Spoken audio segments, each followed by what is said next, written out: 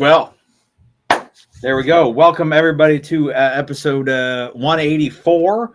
Tonight's sponsor is Ammo Supply Warehouse. They are pretty all right, fellas. I think everybody here in this group is a big fan of Becker. Huge. You can use the coupon code TREMIS10 for $10 off any order over $800. Or you could use Fiore's discount code and get an extra $1 off because he always has to outdo me at everything that he does. Everything? I don't know. Sounded good. Yeah. But if you use the code Bulletin, BULLETN 11, you save $11 off of any order over $100. See? Told you. Had to outdo me. Yeah. There was a coattail time, and now I'm riding them. The question is, was I getting a dig on you, or was I getting a dig into Becker, who is one of the cheapest, most frugal dudes that I know? Is he? It's win-win. Yeah, like, he loses $1 each time he uses mine versus yours. Everyone should definitely use yours then. Also, tonight's second level sponsor, gold sponsor versus platinum. Fuck, I don't know, whatever we're calling them, is Five Rivers Armament, best gun shop in the Piedmont Plateau. If you buy a Tremis Dynamic Signature rifle and have it transferred there, they will do the transfer for free. Mm-hmm. In addition, if you're buying that rifle, you can get 10% off of that with the coupon code TREMIS. That's a pretty substantial savings. And for the duration of 2025, you will get a free adult-themed ejection port cover from Tremis Dynamics with every signature rifle purchased. Wow. Whew, yeah, we got all that out of the way. Do they still come with that sweet card, too? They do. You get a free rifle class from Tremis Dynamics with the purchase of every rifle. That could be a 1-day class, a 2-day class, a 3-day class, 4-day class, 5-day class, 9-day class. Whatever class is on the schedule that involves using a rifle, you can use the coupon code for. Jay Gibson, hello, sir. Who is this? Who is sir this? Of the sirs? So, we need somebody put on some Creed. That's my joke. I invented that before it became a meme.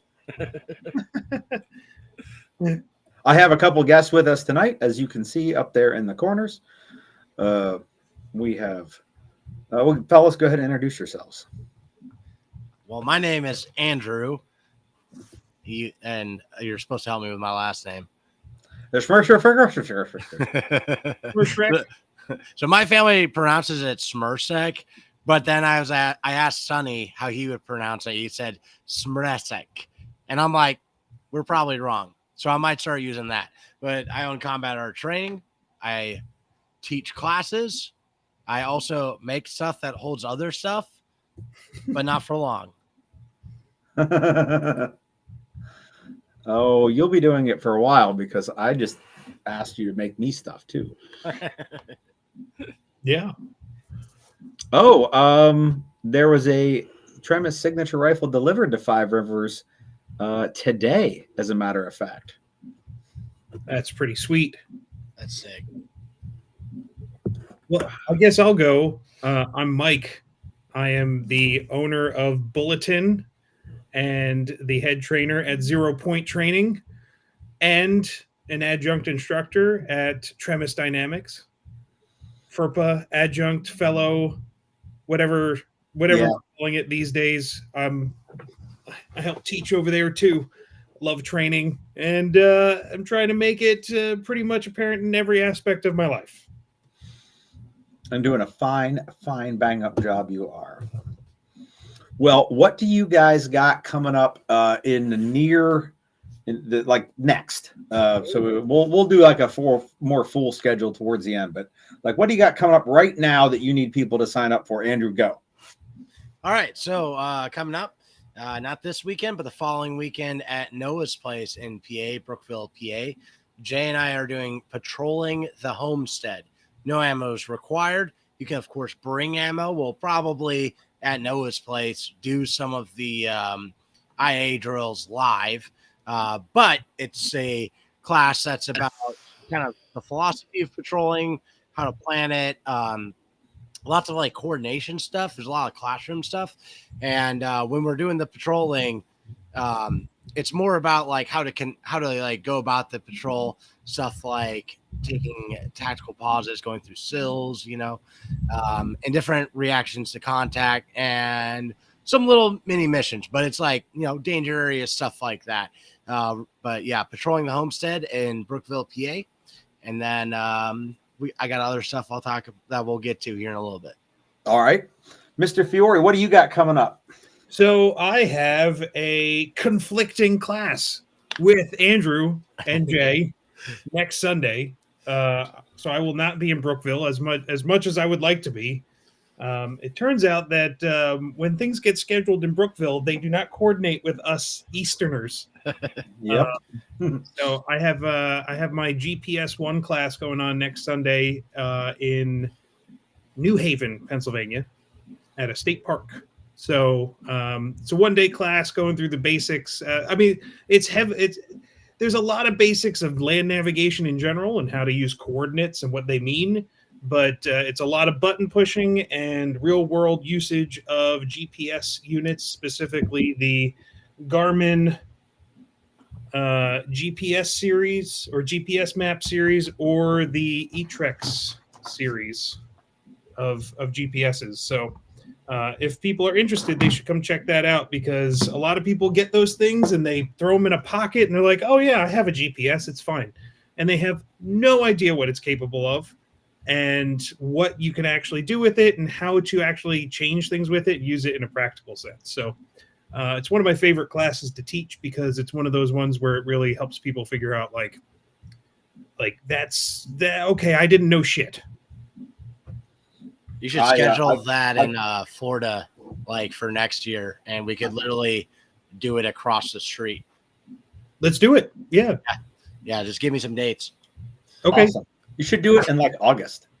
Fuck no. I'll do it in an air-conditioned warehouse in August. Well, as it turns out, I also have a conflicting class on the same weekend on that Saturday.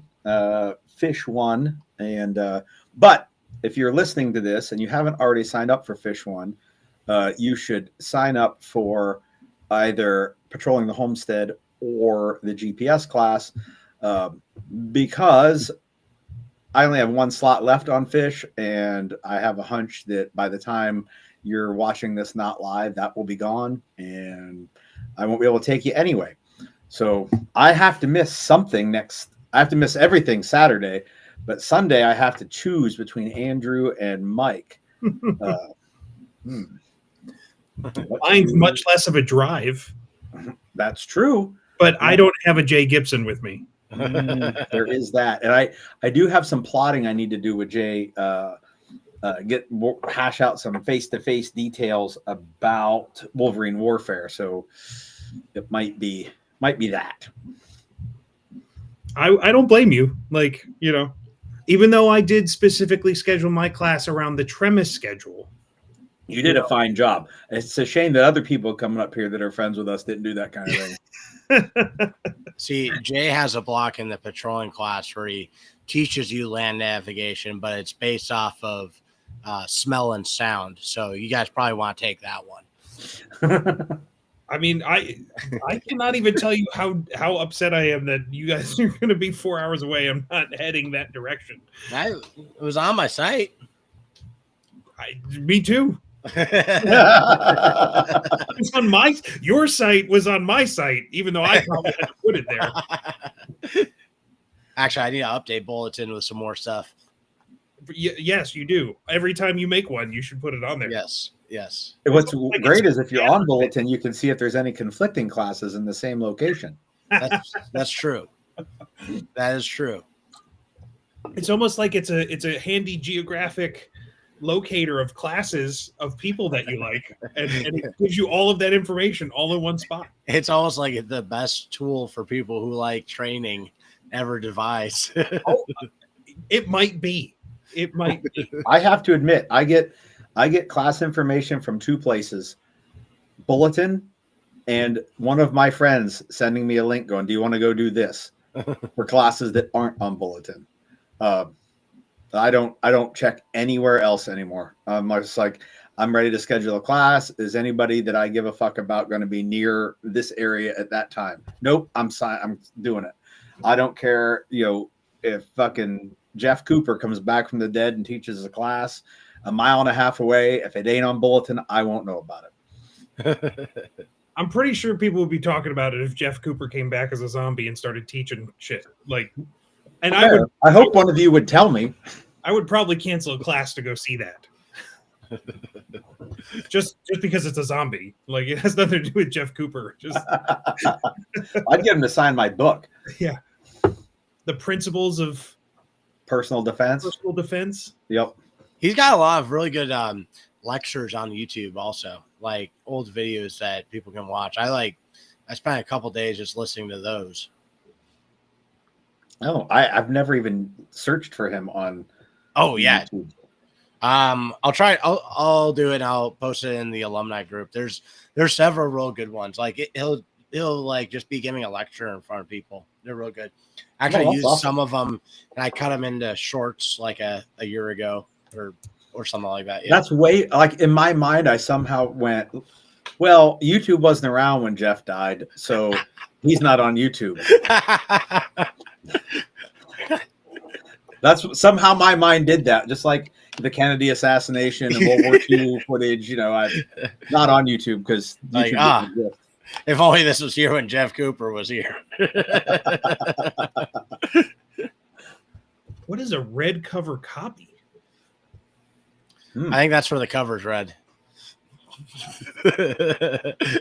Not only did I read the cover, I read the entire inside. Oh, really?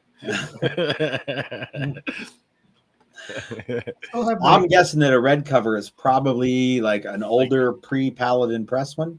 All 40 paragraphs of that book. It is. Yeah, it's really one of those ones where you go and it's over. Yeah. It's great though. It's he's gifted with brevity. I'm a big fan of people who are really good at distilling things down. Yes. That's why Especially when you guys love Jay so much. It is why I love Jay. He'll just grunt and then people will do stuff. Yeah. Okay. Every time I teach something, I'm like, God damn it, I took way too many words to do that. And I only used 4. I can cut that down. Oh, there we go. It's a late copy. The reprints are blue. Well, my copy is blue. Mine was as well. Is anyone still printing it? Because wasn't Paladin Press printing that, and they're out of business. That's Casey talking right now. Casey, Pete sent me this box of Defiant ammo for us to do ballistics videos on. Ooh. So, yeah, my buddy, one of my friends and one of my students, that's Pure Ballistics, Casey Kemp, and he wants to do he was telling me about it. I'm not a huge ballistics nerd, but he was like, these are the types of videos I want to do because the ballistic videos that exist don't show the stuff I want to see. So, what to do through a car door, windshield, stuff like that. And Pete just sent me some ammo, and it's for a load that isn't for sale yet. And I managed to chronograph all 5 rounds that he sent me and put each one of them into gel, get him all the data I could. Because I had a revolver with a different barrel length than what he had at his house, so I could get him a little extra data. But I was like, man, I wonder what this does through a windshield and a car door. But when he only sends me 5 rounds, I just wish I had a revolver right now. Fucking Smith & Wesson. Hey, this kind of goes back to what I was talking about with Mike earlier. I have a Smith & Wesson revolver, and it works. Really? I do not have a revolver yet. I need to fix that. Don't buy a 642 Performance Center because the trigger will stay pinned to the rear, and then you'll be like, oh, I'll take it through a class. Maybe it'll work itself out, and then it still doesn't work. And you send Smith and Wesson, and they tell you that you owe them $70 for lubing your gun, as if I didn't try that. Well, if I buy a wheel gun, it'll probably be a Colt Python. Oh, that requires this.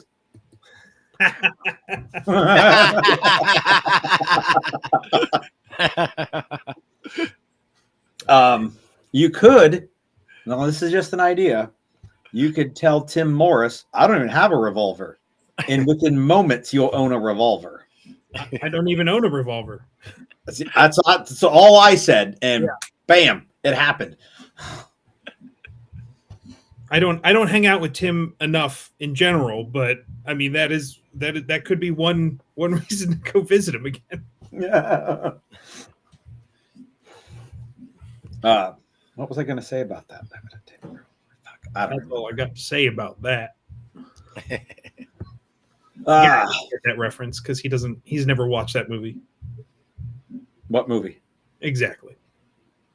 I can't even fucking tell you why I didn't watch it if you don't tell me what one it is. Forrest Gump.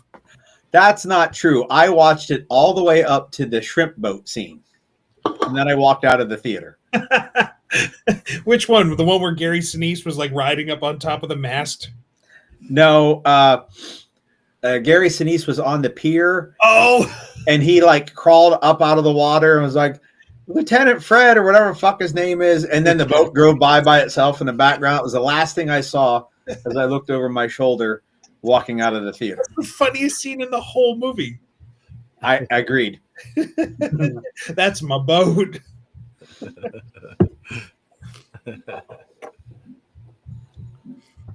Oh, we get some Ruger fans in here. Oh, well, apparently Javier is not a Python fan though. But Iroquois Foreskin's got one. Does he? Oh, sorry, he's got a King Cobra. A King Cobra. Is that the like four? What's bigger than a 457? What's the 44 Magnum? What the There's fuck a is 454 and a 500 are both bigger. Yeah, I don't know fucking revolver calibers.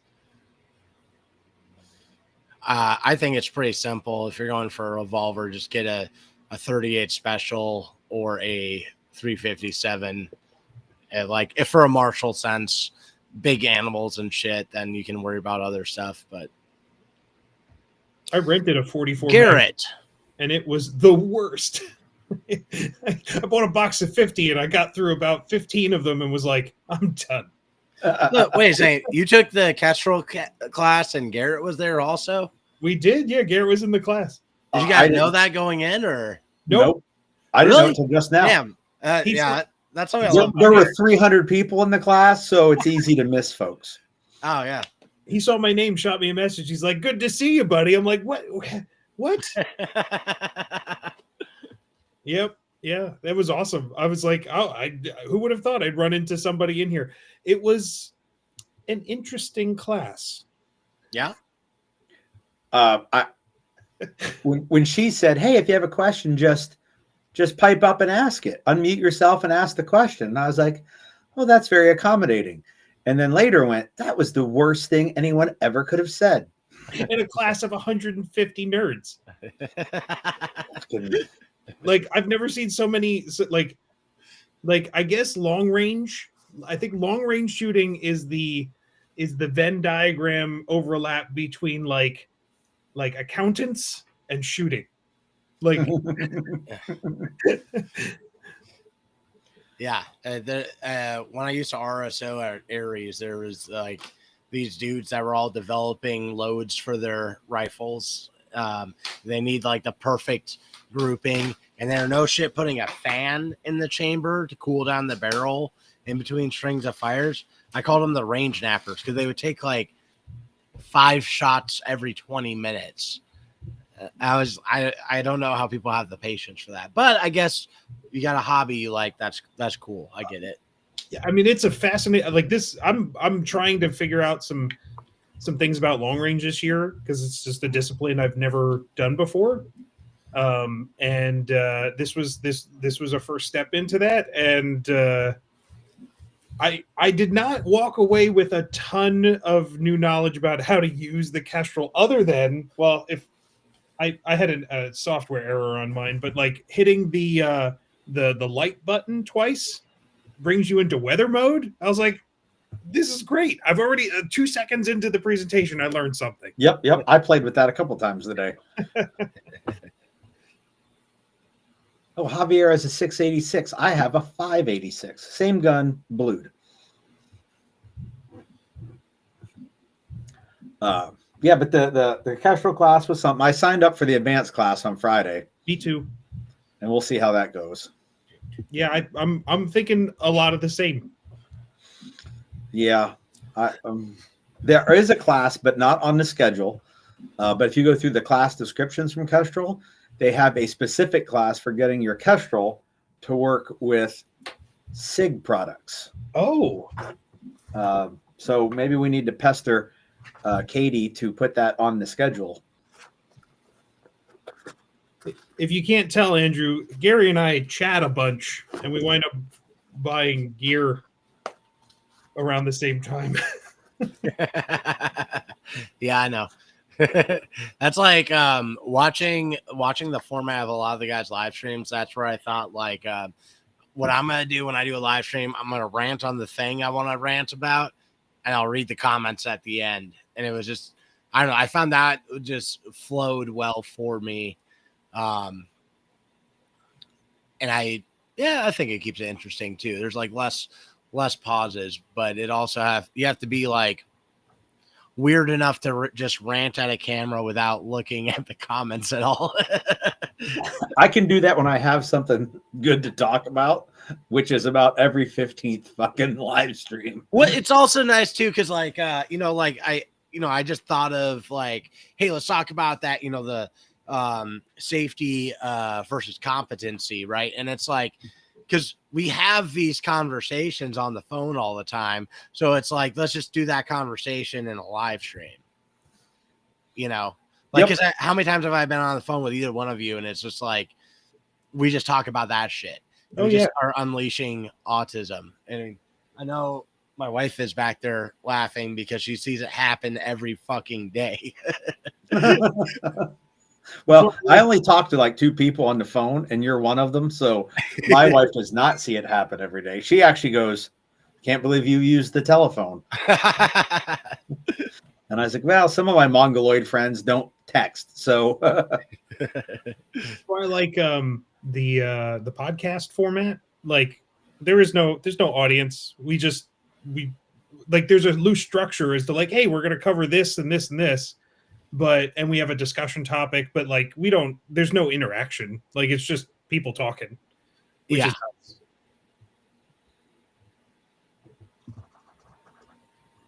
You look so intent. So Me? Javier wants to know, are any of us going to the NRA show in Atlanta? You going to that there, Viking King? When is it? I'm guessing this weekend. No, it can't be this weekend. That's fucking Easter. Oh.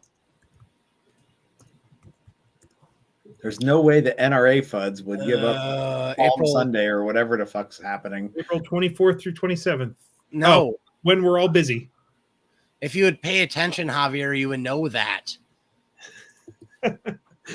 We're busy actually using firearms and learning to do shit rather than going to NRA and talking about learning shit. I don't know. Wait, when is NRA? Which month? It is this month. April 24th through 27th. Oh yeah. There's like fucking everybody is teaching. Yeah. I am making it a goal to go to SHOT Show next year with you guys, though. You should. Perfect. You should. We should. We got other people we're trying to drag around to go to it too.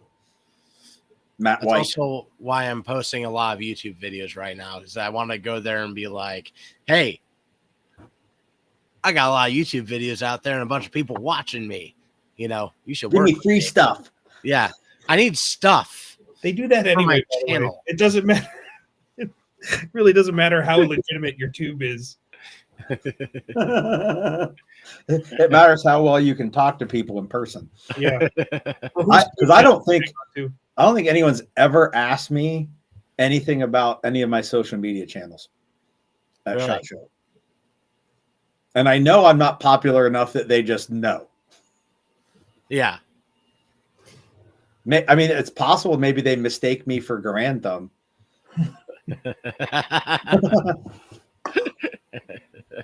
Well, his arms are the size of your calves, so I guess if you invert him, I could be him. yeah. All right, now let's talk about the thing. All right, which thing we want to talk about? The thing at the bottom of the screen, people. Oh yeah, that thing. There's a big thing coming up. So, the Combat Arts Summit it's in Gray, Kentucky, but it's right next to Corbin, Kentucky. That's why I put it there. So you actually have a town you recognize. But that is live. You can go to the website, check out all the people that are going to be there. Of course, the 3 people on your screen will be there. So Tremis will be there. 0 Point Training / Bulletin will be there. Tactical Response will be there. Sonny Physikas will be there. Wow. Student of the Gun. He just like yesterday, I think, confirmed that he'll be there. And I actually just, while we were talking, updated my website with the link they wanted. And then Zach Bush, Definitive Training Solutions.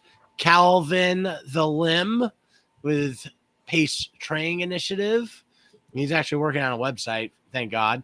Aaron Little, Performance Edge. Oh. Jay Gibson, the Nightmare Gibson from Prelectus Training and Tactical Response. Lewis, Elcar Concepts and Tactical Response. Jerry Gouge, Prepared Patriot. Chuck Peoples, Homestead Medical. Iron Forge Consulting, Jonathan Aldridge will be there. And then Jacob Peterson, Exodus Knife and Tool.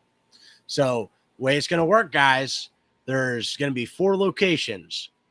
And sometimes, maybe the whole time, because I have to finalize the schedule, there'll be a class going on in each of the 4 locations. So there's the range, there is the classroom, there's going to be an area with mats, and also for force on force. So hand-to-hand stuff and force on force. I automatically put Sonny over there. I haven't even talked to him, but I assumed. And then there's going to be a wooded area where first person to say they wanted to do stuff in there was Gary. He's going to be doing ambushing stuff. And so, like any of those trainers, if you have trained with them before, they all have a discount code that gets you $100 off. Also, you help that instructor when you sign up with their discount code because they get a bonus when you use it. So, whichever one that gives it to you, go ahead and use it, and you're helping them out, and it's also helping you out.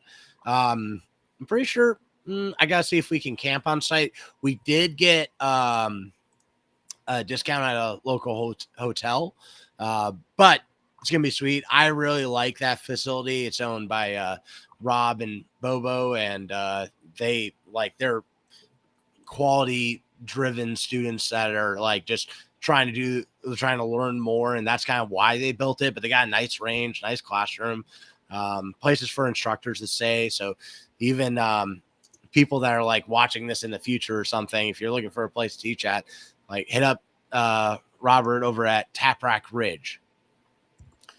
And so I'm excited because I literally just wanted to make the thing that I would want to go do. And looking at how I have the schedule already, I'm like, damn, myself, I would go to this 3 times in a year and just take different classes the whole time. So Mike is going to be doing radio stuff, which is the other point of it too, is it's not supposed to be all shooting stuff. So let me pull up the website again.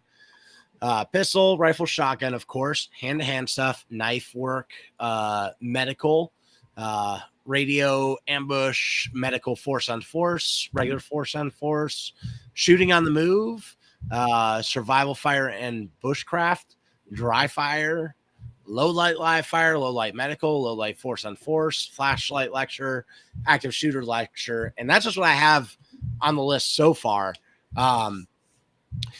I'm waiting on Student of the Gun to get back to me with what they want to teach. Actually, they may have sent that in the email that I just got. But there's, going to be a very full schedule. And one thing, too, is if like you're like, oh, shit, I've only ever had a pistol class. Dude, perfect opportunity for you to go get your toes in the water and start learning about some more stuff. Like, if you think about like with the people we have teaching, and the things they're covering, like they're, it's not meant to be like total beginner level everything, because that's like a thing I see at lots of events like this where it's like it's always back to basics, and that's not necessarily what I want. But if you were like new to medical, you're gonna get like a whole bunch of shit that's gonna push you in the correct direction. If you're new to radio stuff, it's gonna push you in the correct direction. So kind of like this is like the cheat code event to getting exposed to many different things, and some things that like how long did it take most people to appreciate why they need a radio, like, or why they need medical? I mean, there's lots of guys who've done several classes, have never done anything medical related, or maybe you're a guy who's never gotten to do force on force yet. So big exposure to all that stuff, and a chance to meet many of the instructors you have maybe heard of and just not gotten a chance to train with. Well, that's why I'm bringing them all to one location.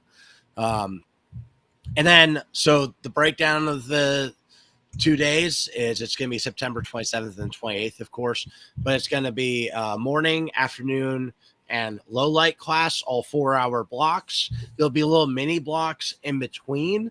So like, for instance, I want to do a dry fire pistol block, and other instructors can hop into. I'm totally cool with that. But that's like one thing I think, people are told to dry fire, but it's like, okay, what do I do? So kind of giving people more direction. But sorry, I trailed off too long. But morning, afternoon, low light, 4-hour blocks the first day. Second day, morning and afternoon, 2 4-hour blocks. And then at the end of it, we're going to do something really awesome. And that is, we're going to have a raffle, and all the proceeds are going to go towards Kevin Dixie's Aiming for Truth Foundation. And that's where he is mentoring kids that need it. I'm going to try to get Kevin Dixie to do a good video specifically for the summit if he can't make it, but also one that I can just share on YouTube. Are we, because I don't know if I've talked to you about this. Are we trying to get some people to donate some things for the raffle? Is it a raffle of a grand prize, or is it a bunch of small raffles? Like, what's the? I was thinking we do it just like you did at the muster. I thought that worked great, where people can put tickets towards the things they want. But yeah, we're looking for people, companies to donate stuff, and basically it's like, if they don't, you don't support what Kevin's doing, you don't want these kids to have a good life. Well, in case anybody that is watching this happens to work for a company and wants to donate, you should reach out to Andrew. And if you don't know how to get a hold of Andrew, and you know how to get hold of either Mike or I, if one of the two of us brought you over to this live stream, you can reach out to us and we'll put you in touch with Andrew. Just saying, if you happen to work for like Glock or something and you're a big fan, just throwing that out there. Yeah. That'd be cool to bring in some people, get some stuff, for some giveaways. Stuff is good. Stuff and things. People love stuff and things.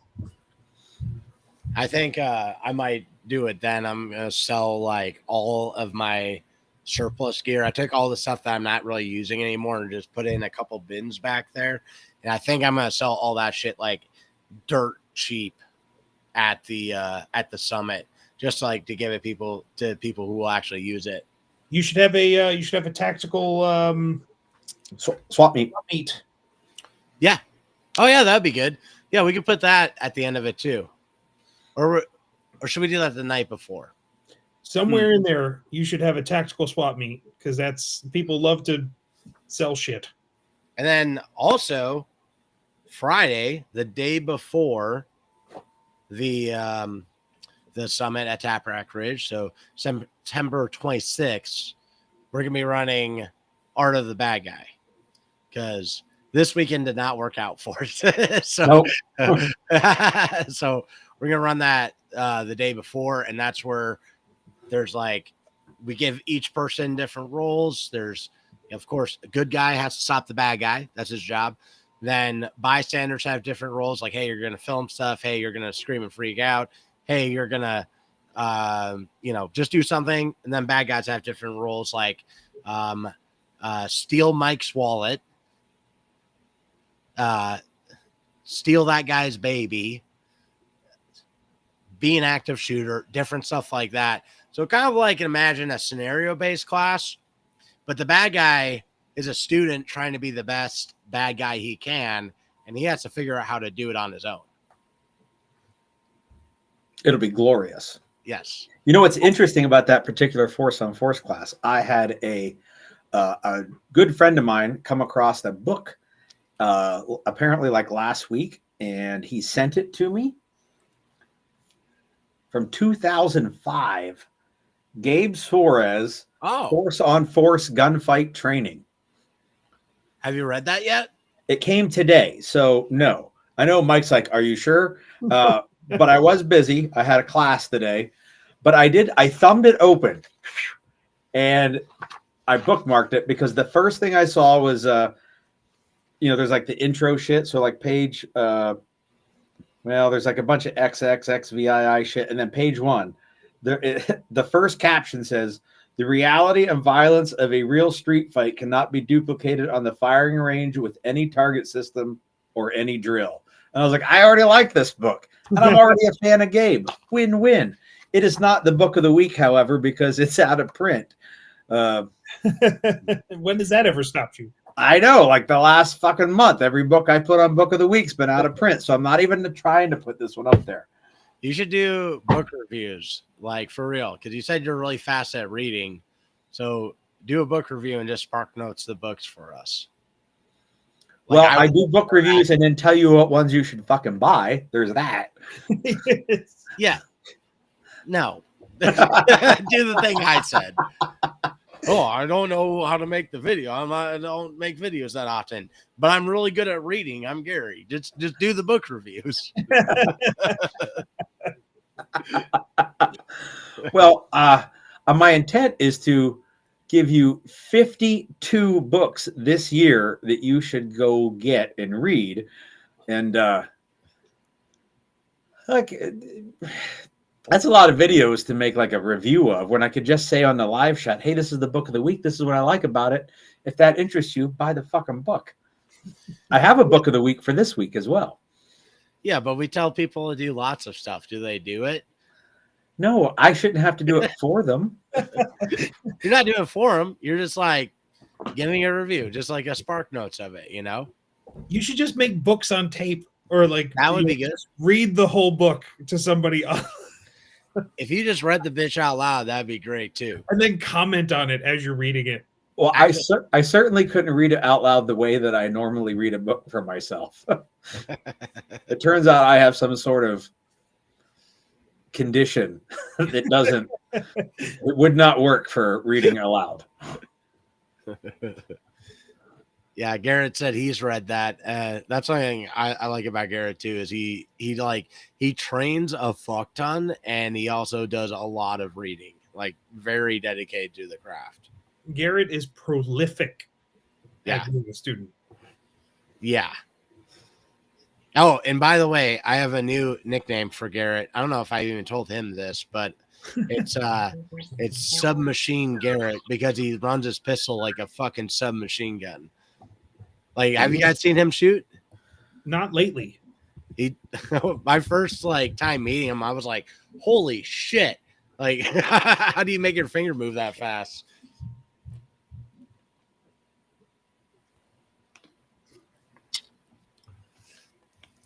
And actually, Garrett's going to be there at Pistol Cheat Codes, which I've officially changed the name to just Pistol Cheat Codes.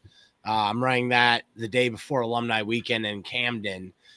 He's going to be there, so I'm excited for that. When's Alumni this year? July, mid July, I think 12th and 13th, if I remember correctly. But I'd have to look at my calendar.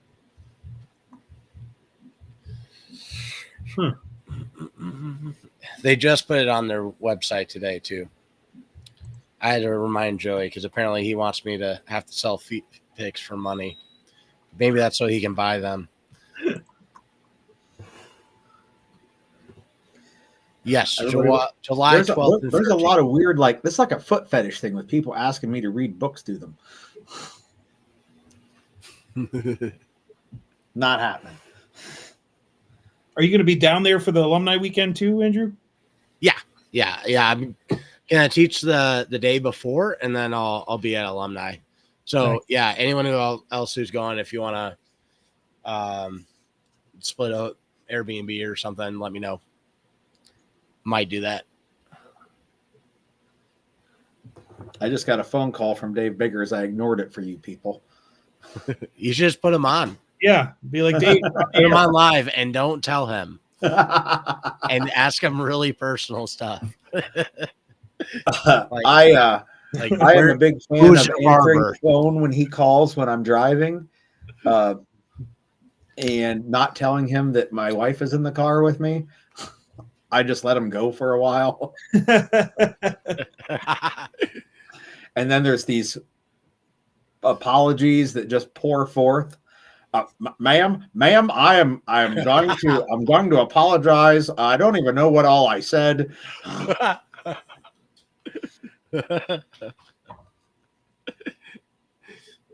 The funny thing is, because my first time meeting him and training with him was up there with you guys and taking the red zone, but it was like all the Dave Biggers stories I had heard. Like whenever they do impersonation of his voice, I was like, yeah, that's exactly on point. My favorite one is still the sound is omnipresent. That Jay tells. I love how TJ can always tell that it's band practice day. He's the only one that notices the background noise. I don't even hear it. So Yeah, I can't either. Yes, the band Midsummer is practicing downstairs in the Bulletin studio. Now, did they copy that name from the horror movie? I'm gonna say no. Okay, Because there's a movie called Midsommar.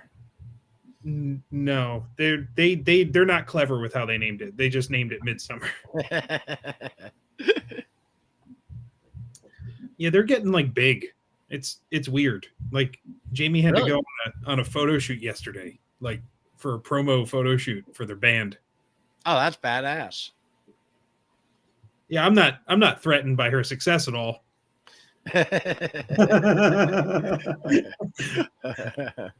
Now I just need to get famous as a trainer, and yeah, that's never gonna happen. You can pull an Andy Sanford and just like play and sing at the end of class. You'd be Somebody like, get me an accordion right now. I know you all are here to listen to a seminar about something tactical, but someone hand me an accordion.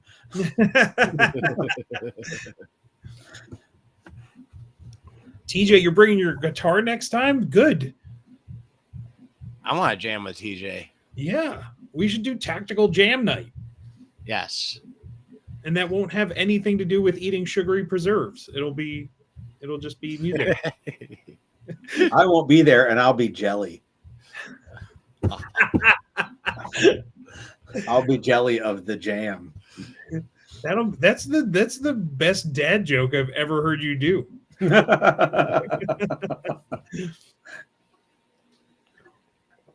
I was thinking until I realized that this Sunday is Easter.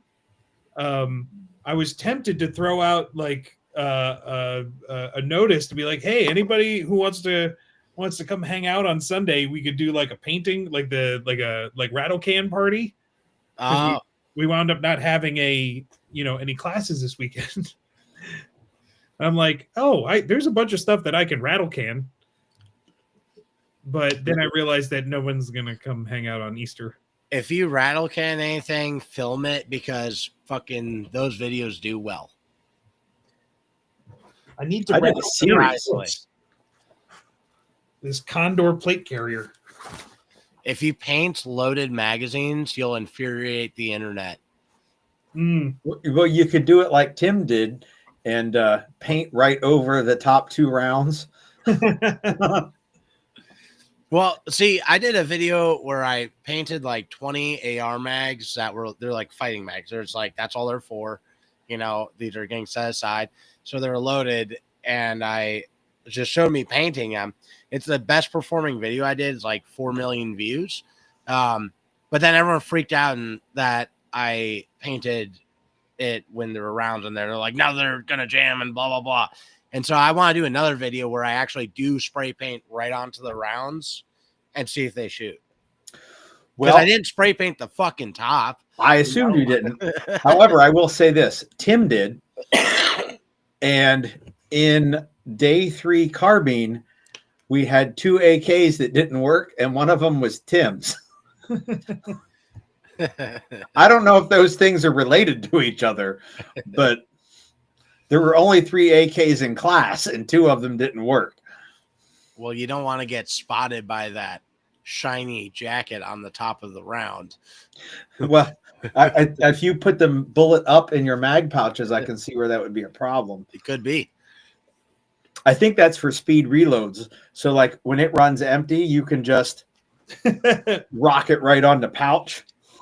I'm actually not against the idea of having bullets up with AK mags in a pouch because it's like they're so long and weird to get out anyways that it's like I don't think it's the end of the world even, There's an argument for anything. Yeah. Like I'm not the whole absolutist culture of like this is the only way it can be done. No. We've seen that so many times, but it's also okay to have one where you're like, well, that's silly, or like I've tried that a bunch of times and I'm just not a fan of it, but it exists, and somebody out there may find that more useful. But well, I have found really seem to have much.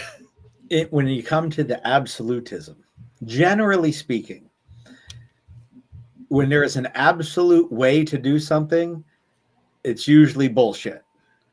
When there is an absolute way to not do something, it's usually spot on. Yeah. Like if you have to swim across this body of water, someone might say, oh, well, you should absolutely breaststroke. You could side stroke, you could freestyle, whatever. But when someone says you absolutely should not do it in a lead suit. Yeah, that guy's just a really bad swimmer. That's the problem. Yeah, he's Calvin.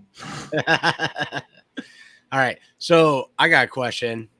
What's something in like the past couple years? Well, it doesn't have to be past couple years, but that would be good. Just something that like you were pretty absolute on, or you were like, this is the way to do it, that you have since changed your mind on. Appendix carry. Okay, go ahead. I hated it. Why? Well, personally, since my belt line and my reproductive organs are so close to each other, I struggled with comfort of being able to have my legs bent and not have my little guy poked by a piece of steel or kydex. That was from the personal side. From the looking at it in general side, I saw so many people carry appendix in a way that was equivalent to open carry that I was like, this is terrible. Like none of you are remotely concealing anything. I could hide a fucking rifle in the amount of space you have printing all over up to your fucking nipples. But I have found the right gear to make it work for me. And I have seen people try not to carry a Glock 17L with an X300 and a T or a aim point comp M3 on top, and they've shrunk some of their gear too. And I'm like, hey, all of a sudden your gun disappears. So I've changed my opinion on it based around making it work versus what I had seen 10 years ago. Mm. All right, Mike. The one that's top of mind for me is all magazines go to the ground. Mhm. Like that was, and I have an appreciation for the methodology of all magazines go to the ground. Like that's how I initially taught the kind of methodology of like teaching somebody that one simple way of doing it as a default. I do find it useful that is my default of, hey, if everything goes to shit, I don't care about that magazine goes to the ground, put the new one in. But when I started really expanding beyond the kind of like dogmatic approach of like, hey, I got to approach doing the gun stuff in this way because the person who taught me to do it this way says it always needs to be this way. And that could be expanded to a few different things. Once I started, opening my mind to other ways of approaching it, a lot of holes were poked into that theory of, well, is that really going to be the best way to serve yourself if shit really does happen? Because in certain situations, a quote unquote tactical reload is far more likely to be performed than an emergency reload where a magazine goes to the ground, right? So it's not to say that I don't, like, as a teacher in 0 Point, I still teach first and foremost, hey, all magazines go to the ground, but I don't say they always all have to go to the ground. It's not an absolutist thing. It's just, hey, this is the first thing we're going to learn. And then down the line, you're going to learn this other thing too. Because that is actually more likely to be needed than the emergency reload. So I was an absolutist on it. I was like, okay, I'm the tactical response methodology. Like I'm a student of that system, and eventually got to a point where I'm like, yeah, I'm not gonna subscribe to that anymore because I find that tactical reloads, especially with rifles, they don't exist in real life. Like emergency reloads with rifles are very few and far between from people who have actually experienced firefights or actually had to employ a rifle in any type of use case. So if we're more likely to experience things that would require proactive reloads, then that should be the focus of the training, and it should have more emphasis and it should not be shunned away as all magazines go to the ground. Like you just can't, you can't ignore it because it needs to be taught. That's my thing. Like that I mean, that's happened to me a bunch of ways on a bunch of different topics, but that's the one that always comes up in terms of like something that I used to be very like, it all has to be this way, and now it's definitely not. It is I agree with you completely. And like it has such it has a very solid place in in the training world, because if you only know one thing, that's the one to know. But if you can know two things, well, then you should use whichever one is most appropriate. And most of us at some point can learn a second thing. Like there's that. It reminds me of like the old point shooting bit from like the 19 teens when Fairburn and Sykes guys went to, I want to say it was Shanghai, and they were told, I need you to teach all these cops how to shoot. Here's 60 rounds of ammo. They go to work in 3 hours and they will be in a gunfight tonight. Go. And they taught them point shooting. And they said, well, you're going to need to know or I got to teach you one thing in the next 3 hours. I'm going to teach you this because that can work. And if you survive tonight, maybe tomorrow we can learn how to use the little nubs on the top of the gun. But same principle. Like, hey, this one thing will work, so let's do that. And we do grow, and at some point go, man, now I know like 12 things. 5 of those are pretty good. I'm just going to use whatever one is needed at the moment. I find that the absolutist culture or the absolutist approach to training, like this, you always have to do this, is not necessarily rooted in the other thing being wrong. It's rooted in a lack of faith in students.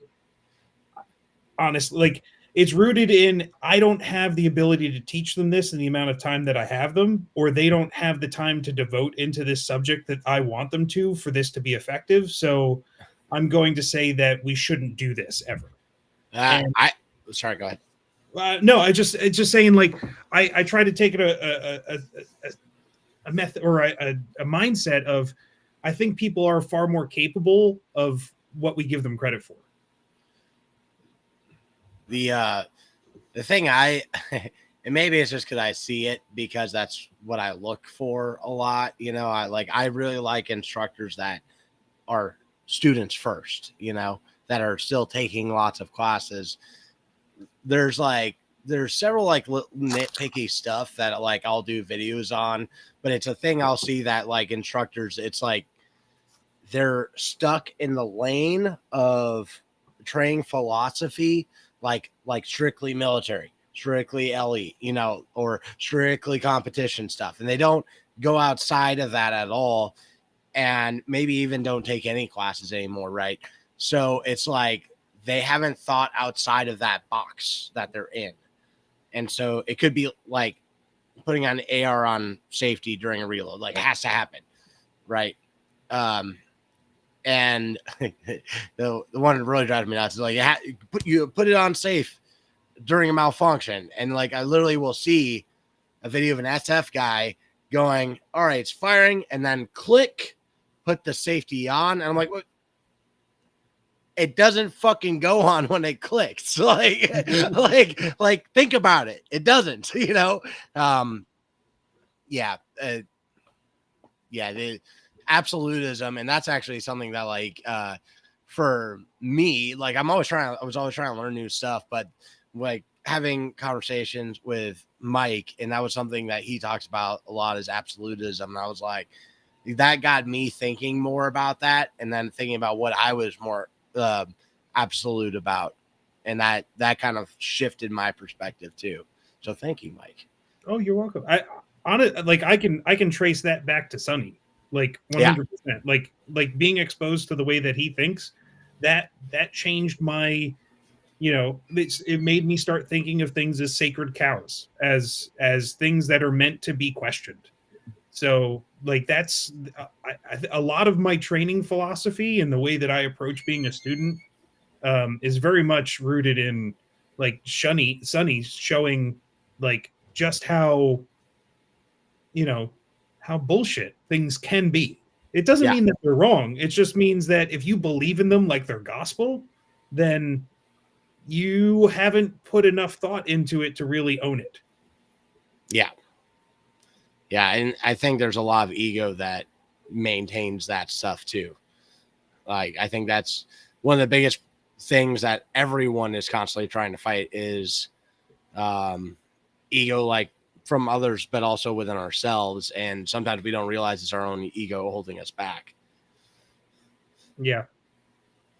Now, something that you guys changed my mind with was switching hands with a rifle. And once you showed me like movement with it, I was like, oh fuck, I'm retarded. I should have I never even thought about that, you know. And I was like, all right, that's huge. And now that's like one of the things I chase most. Like I spent a week in my yard. Like I bought $1,000 airsoft rifle, or I put $1,000 into it after everything.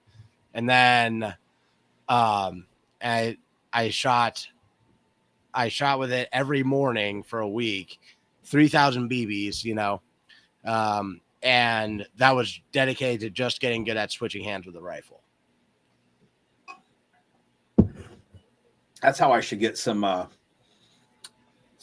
time in on this Unit 4 gun back here. Yeah. Is that good for shooting on the move, or does the wind like throw it like crazy? It works better than airsoft does. Okay. Not as good as UTM, but it's incredibly slower than UTM. UTM is like 410 feet a second. This is like 350. So UTM has the advantage that it gets there so fast that the wind doesn't have as much time to affect it. But the rounds for this weigh a lot more than airsoft rounds. They weigh more than UTM rounds too. So in that aspect, the wind has less effect on it. But yeah, it's pretty solid for a let's see, wouldn't be really dry practice, moist practice, damp practice. I would imagine they're much more expensive though than more expensive than airsoft, yes. Way less than everything else. Yeah. The non-marking rounds are 6 cents a trigger press. So there's dry practice, then damp practice is with a non-lethal projectile pressing the trigger, and then with a loaded gun at home, moist practice. And then with a loaded gun in public, then wet practice. Wet practice. Until you get caught. Is there a drippy practice? Like a Ew, no. Ew, bro. Moist. Ew.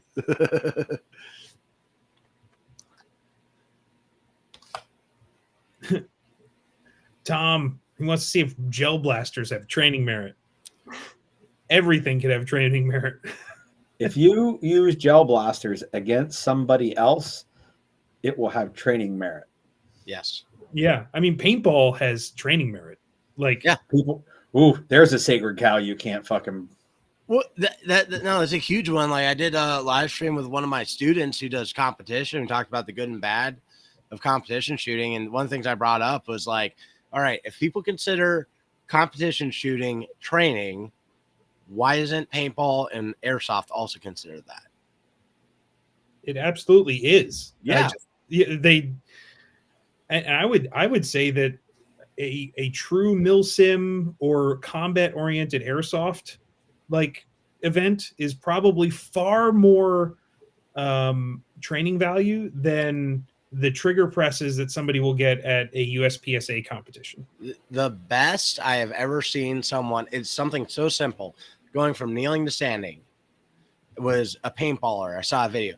The dude was just popping up. Like, it was like he didn't put his foot underneath him and push up. He sprung into position and he would go pop, pop, pop, pop, pop, pop, pop, pop, pop, pop, pop, pop, pop, pop, pop, pop. And I'm like, dude, like working cover as a skill, like being able to do that was so fucking impressive. Yeah, I saw some video recently of an indoor paintball guy who was using cover so fluidly.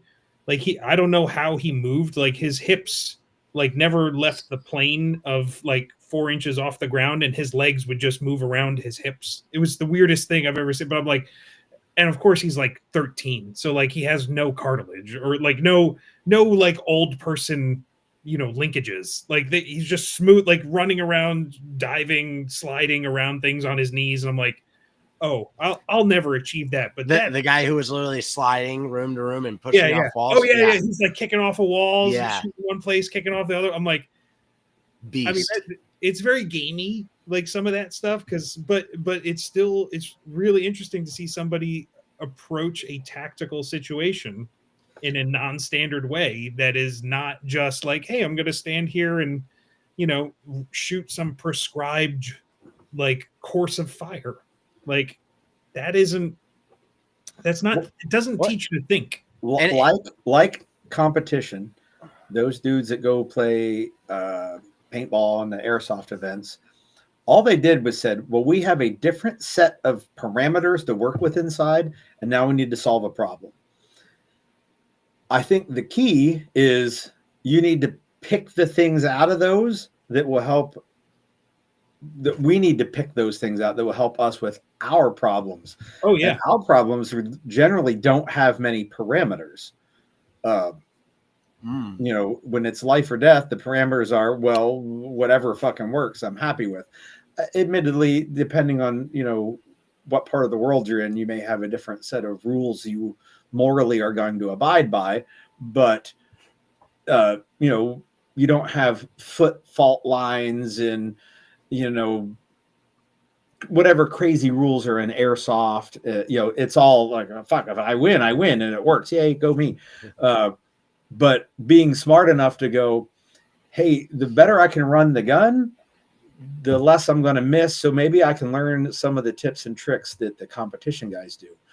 And the way I use cover in paintball, that may help me use cover out at the Quickie Mart.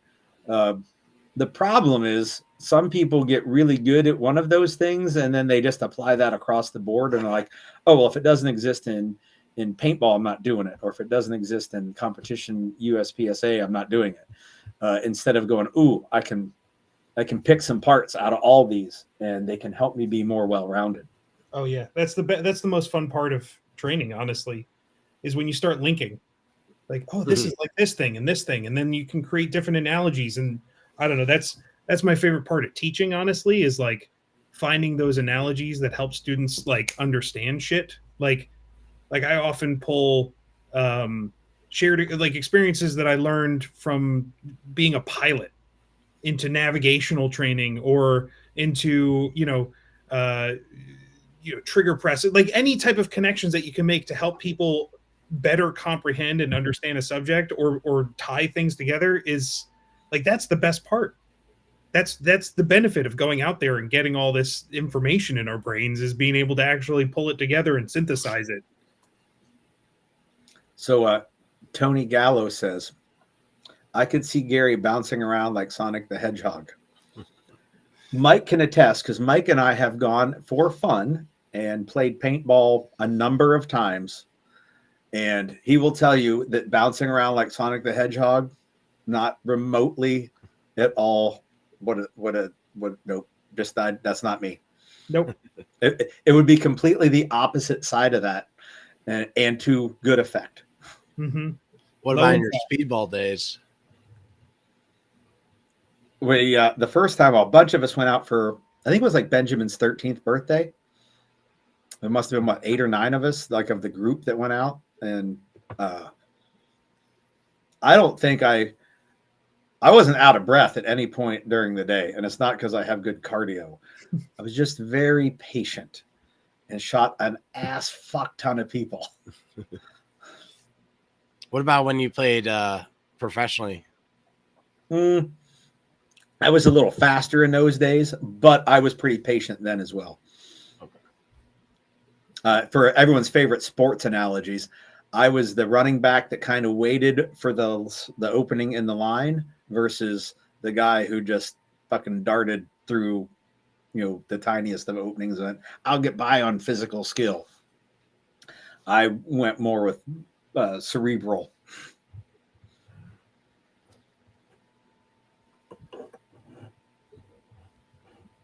Yeah, something else that I've been thinking about lately too is it's kind of like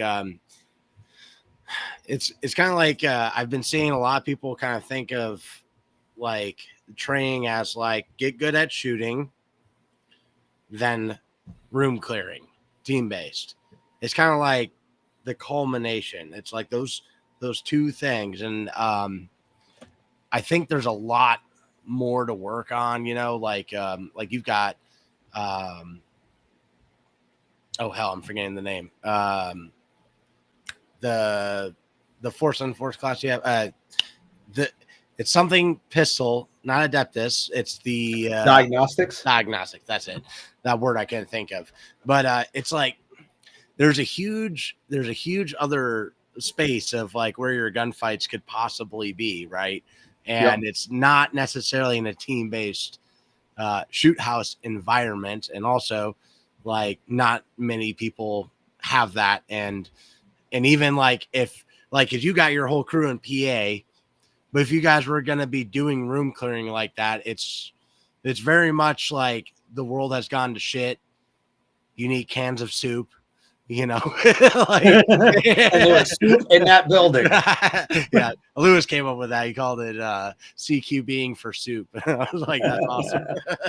But it's like there could be an emergency where you get guys together and do that, but overall, it's like it's very like everything is on your own, and and it kind of clicked with me when I was editing the video, the interview I did with Eric from Barrel and Hatchet, when he's like, you have to do force on force, you got to stay up to date on tactics, and I was like, what? And I was like, but he was thinking team based, and I'm like, oh, that's not what I was talking about. Like, that's cool, take those classes. There's real good shit you can learn from them. You guys both really enjoyed the Ryan classes. But it's like the force on force can be so much more than that, like science of dynamic violence or pistol diagnostics, Adeptus pistol, the fight, like there's so much more than that. And I think for a lot of people too, like airsoft or paintball would be a great exposure to that, because it's like, thinking about just in the shooting people side, ambushing them on the, defeating their cover by coming out somewhere where they're not expecting it, being able to like kind of read that situation, like kind of like boxers or MMA fighters or jujitsu guys, how it's like, yeah, they're trying to hurt the other person, but they're also reading that person and playing off of them and trying not to telegraph what they're about to do throughout it. Like there's a whole in-depth thing about that I feel like guys will get a lot out of, of course, taking the classes, but also just going out playing paintball or playing airsoft, like I'll bet I'd like to actually you should interview TJ on that, because he does that, Yeah. TJ definitely goes out and does some Milsim stuff. Yeah, they're those guys, they know what they're doing. Like there's a lot of benefit to be drawn from that world. Like from people who think about confronting others and tactically moving as a team to defeat an opponent that is also thinking and trying to quote unquote kill you, is like, why wouldn't you value that? Why wouldn't you take what you can out of that? I think people who just push it away and say, well, that's just playing, they're really not they're not being true to themselves, honestly.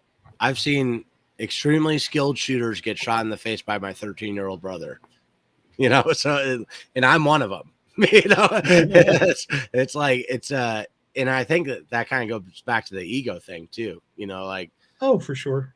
I'm like, nah, I don't need to do that because I do the cool guy stuff and I carry a real gun or whatever, Ignorance plays a huge factor in it too, and not ignorance in the negative sense, just ignorance as in I don't know what I don't know. So like, okay, there's an aspect of closed-mindedness to that as well, but sometimes people just don't get exposed to the value, which is, I mean, and then at the end of the day, that's our goal, right? As trainers, is to expose people to the value that knowledge brings.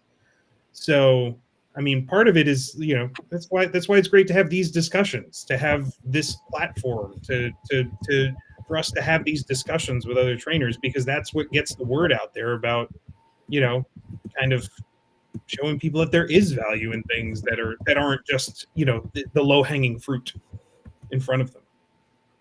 The tropes of gun training, like putting holes in paper. I'm not saying there isn't value in accuracy and speed training, but that's low hanging fruit. That's like easy dopamine trip. It's masturbation. And one of the big things I've been finding too, that like with pistol cheat codes, like it's a different class even than when you guys were there, but like when you look at people's technique that they've developed in shooting, it's all towards static. Like competition shooters lock out, get a good stance, or they'll be shooting on the move, but it's like I can literally have a grandma walking next to you at the same speed, so like looking at TJ's comment, gun guys do real bad, referring to airsoft. Think about how hard it is to even get a student to move while they're drawing, reloading, etc. Right? And even like we did Jaegerfest, and they had shot timers that were triggered off a laser. So basically, laser would shine on the corner of the target. That means begin shooting. Right? There's more to it, but that's the basic of it. It gave people the same heebie-jeebies that they got when they first used a shot timer, right? Where it's like, oh, I'll be nervous, right? And even like myself and other guys that I know have taken a shit ton of classes, I saw everyone going for gun before starting the movement, and the drill actually required movement because like the targets were lined up in such a way where you're supposed to create a safe angle so you don't shoot the no shoots and stuff like that. And it was like everyone going for gun before moving feet. Mm-hmm. That's actually where the drills I've sent you guys, the shot timer ones, they're kind of like if you, at least the two-handed one, if you don't move your feet in at first thing, like you're going to fail the drill. Yeah, I think the pops in my head. Was it day 3 rifle where we went down to Florida and Yep. and Jerry and Jay were down there, and like it was the wet weekend last year. Jerry was there for pistol the year before. Oh, okay. I couldn't remember which one. Yeah, I think it was. Jay was there for rifle. They were not there at the same time. Okay. Yeah, it was the one where Jerry was there, and like I remember that weekend we were working a lot of movement stuff, and that was when it dawned on me. And like you, from the instructor side, you learn so much too. Like that's how I've progressed in the last few years as a student, is by, it's totally self-serving doing the teaching thing, because I learn as a teacher. Like I learn, like things solidify in my brain better, and like the movement stuff of like moving your feet before going for the gun or doing it simultaneously, whatever you want to call it, but not getting caught into all right, I'm going to address the target and I'm going to orient my body to it. I'm going to draw the gun, bring the gun out, take care of that first, and then figure out where do I need to go. Like that, you have to, like, you see people doing it and go, oh, I'm not going to do that. Like I'm going to train my brain, or try to address the movement or address the tactics first of, I'm going to find a more advantageous position, move there, and while I'm doing that, shortcut all the other shit. But there is, and that's another thing where people get hung up too. It's like, mindset, tactics, skill, and gear. Like, yeah, that tactics is an important thing, because, if you're not improving your position, that's going to get you better off in the long run than like just how fast I can get that gun out.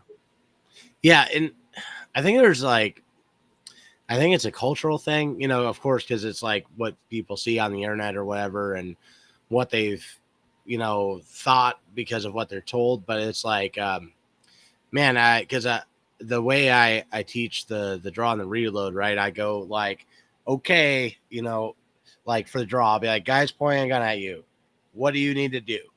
And they'll be like, draw my gun. And I'm like, okay, hang on. He's pointing and shooting at you. What do you need to do? And they're like, draw my gun. I'm like, okay. And trying to get them to just like come up with the phrase move, or like think like this is not a good spot, right? And there's many different little things I do for that, but it's like it's just funny that it's not, it's the logical thing is to move, and that's like the other thing I started saying is tactics are just logic. It's just like well, it's weird. Like, how many times has a gun guy realized, oh, I'm about to get hit by a car, and you know what they didn't do? Draw their gun. Well, if I shoot the driver, and if I got a 0.6 second draw, I can kill the driver before he runs me over. No, they move their feet, almost like they don't have to think about it.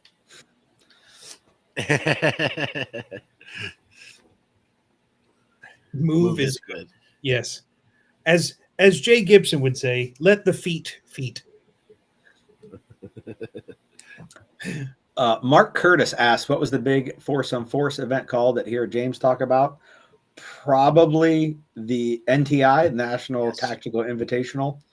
That was down here in PA, like southern PA, down below me for a bunch of years. But it petered out right about the time I managed to ingratiate myself with the right amount of people to get an invite. So when I got told, yeah, I'll make sure next year you get invited to the invitational, there was never a next year. Yeah, now you have to go to the Combat Arts Summit in Corbin, Kentucky, September 27th through 28th. That was pretty good. Yeah.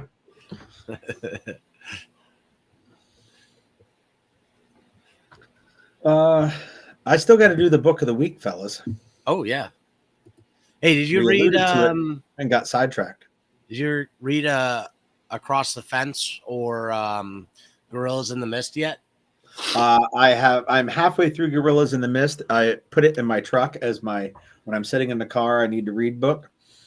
You like it? I finished the one that was in there. Yep. It's so far so good. Good. And I read Across the Fence some years back. Oh, okay. Let me copy so I can give the link out. Are you talking about the movie with? Looks like Tom's going to be at the summit now. Nice. Good. Oh, sweet. I mean, I went all these years without. I still have not met Tom, and I'll get to see him twice this year. Oh, that was another thing I changed my mind on was slings, and Tom's whole thing actually had something to do with it. But like, my most logical thing is it's just like I just prefer not to wear it now. I get the way you guys set yours up, but I just like truck gun sling tight to the gun. Just it's there for when you need a sling. And the thing I thought about was like when I put this sling on, what am I prioritizing? Am I prioritizing the use of my rifle or something else?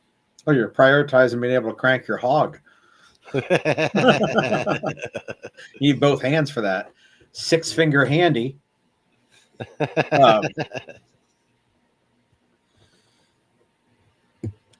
So let me come up here to paste. All right, book of the week by Matthew Luke. Small Unit Tactics. It is a well illustrated and the pictures are good book on small unit tactics. If it is a subject that interests you, it is $3 on Kindle. It's more for the paperback, obviously.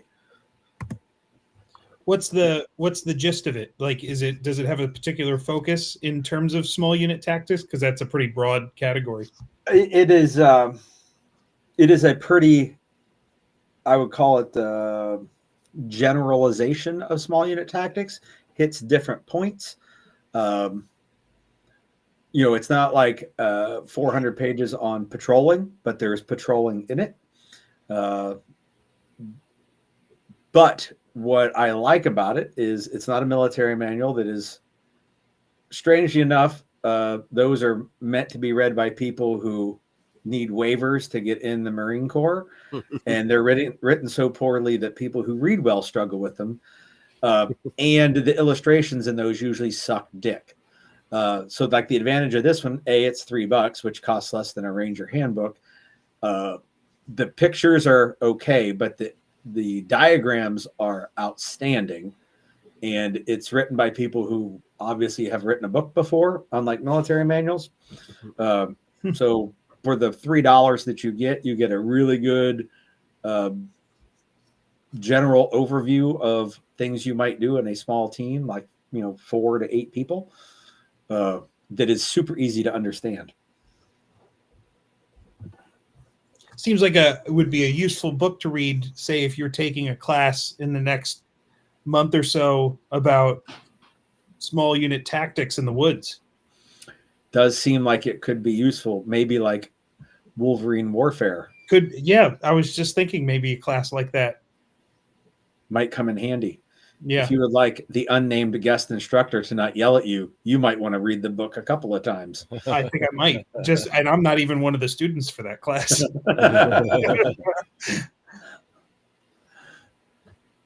I'm going to say things like, I meant to be loud crashing through the bushes so the students knew where their instructor was. I don't know why they were loud going through the bushes. Yell at them some more. Take their food now.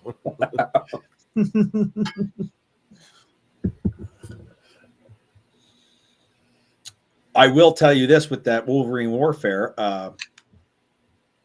The day after class is over, well, there's a workshop, a battle drills workshop the day after class over.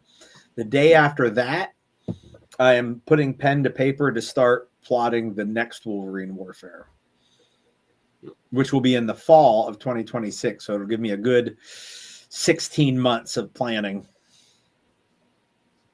because I want that one to be cold. Watch it be like an Indian summer that year. Be October and be like 82 degrees. We'll have people falling out from dehydration. I'll be one of those ones where like, yeah, the sun's up, it's 80 degrees out, and then the sun goes down and it's 34. Yeah. Everyone wakes up frosted. Make everything wet during the day. Fuck Oh yeah. yeah. Perfect. It'd be awesome.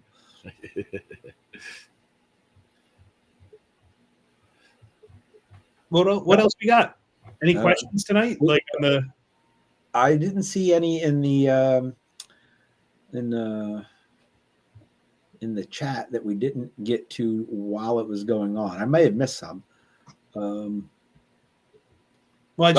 says we're all wrong. We have to do a live and post our bill drills. Yes. Yes. I got a timer. As a wise man once said, the closest thing to an actual gunfight is competition shooting. Oh, Homestead Medical's here. Chuck Peoples. What's up, Chuck? What a great name. I mean, Chuck's manly. But you can be like, what up, peoples? And it sounds like you're just being clever. I don't know Chuck, so hopefully he is not super thin-skinned and now hates me. No, Chuck.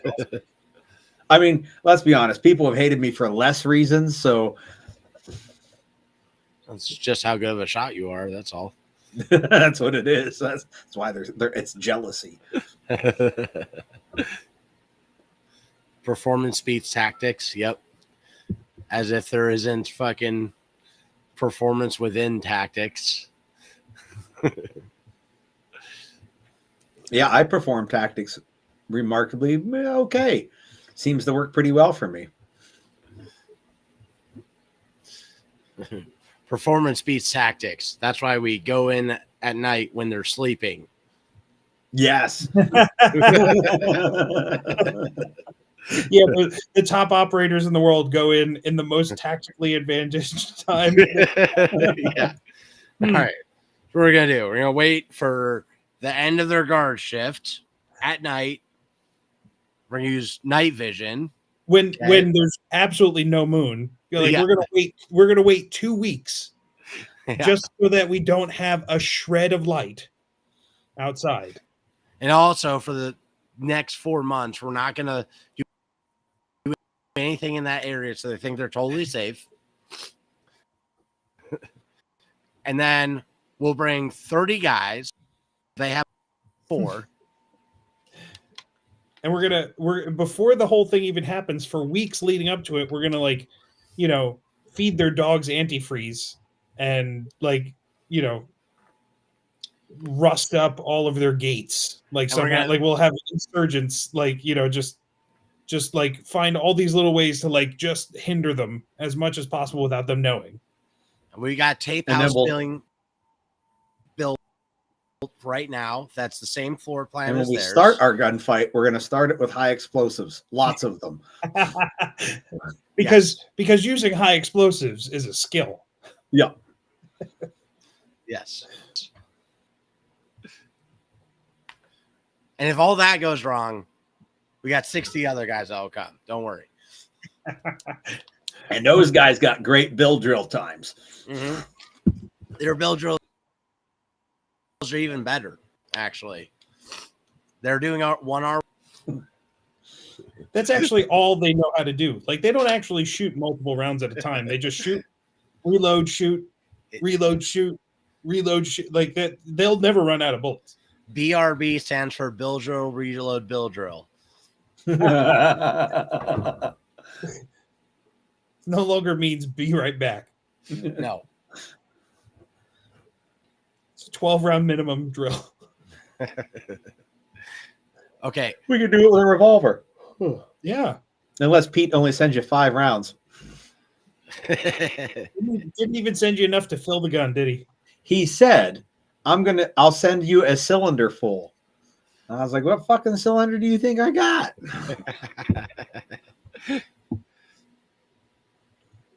Yes, we need an AC 130 performance gunship. Yep. The fucking Bill Drill is Performance awesome. center gunship.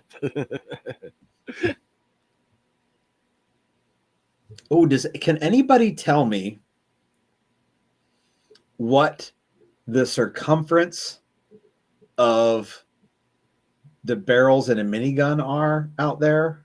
Like, I don't have one fucking handy that I can measure. You mean the Or I'm size at of least all the saying that barrels so put that together? nobody raids my house. A minigun? Yeah, because you might not be able to do a Bill Drill with a minigun. Why would you not be able to?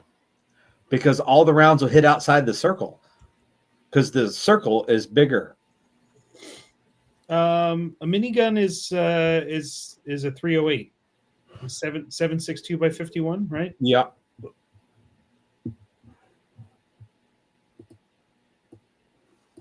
I think it's like the M134. I don't understand. So wait, you're saying that all the rounds would go outside the A zone because of the circumference of the barrels? Yeah, so if the barrels are this big around and the Bill Drill's a 6-inch circle and that's a 7-inch diameter, everyone would be a miss. But the barrels spin. It's only the top barrel that shoots. Yeah, only one of them shoots. Oh, yeah, that would make much more sense. I was like, why? You had me Googling that.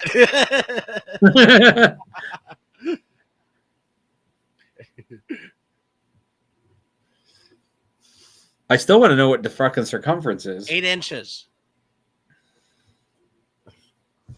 That ain't no 8 inches. Have you ever shot one? Yes. Well, 12 inches. I didn't, but I kind of held it while my daughter shot it. Well, that's pretty awesome. Yeah, I got a video on my channel of the guy explaining it, but basically he re-engineered the minigun. It's a really interesting video, honestly. I was like, oh wow, like everything he said, I just asked another question. But like even like I asked, like, why didn't the guys in Somalia just grab the minigun and everything that came towards them? He explained it. But like he redesigned the minigun, integrated a silencer onto it. And so it's basically the world's best minigun, right? And then they're at Suppressor Fest and they're like, hey, we're going to let the kids shoot the rest of the ammo.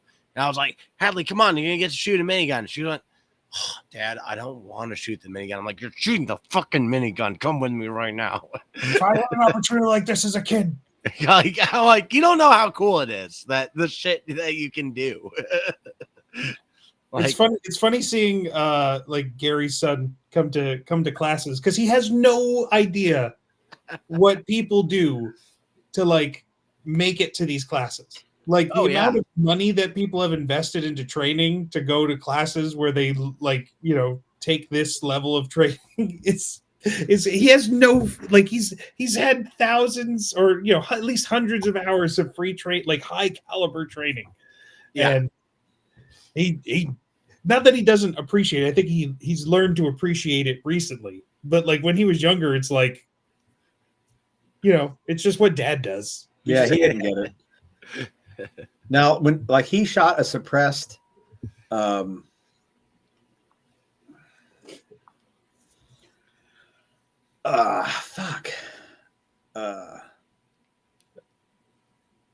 I can't remember which which model he shot. I'm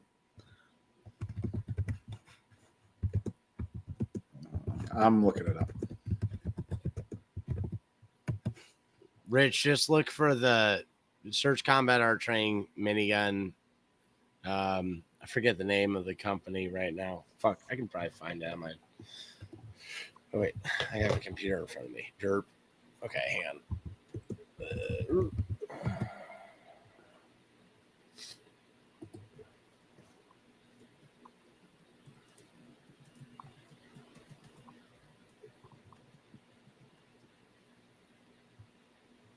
Oh, DTV Arms.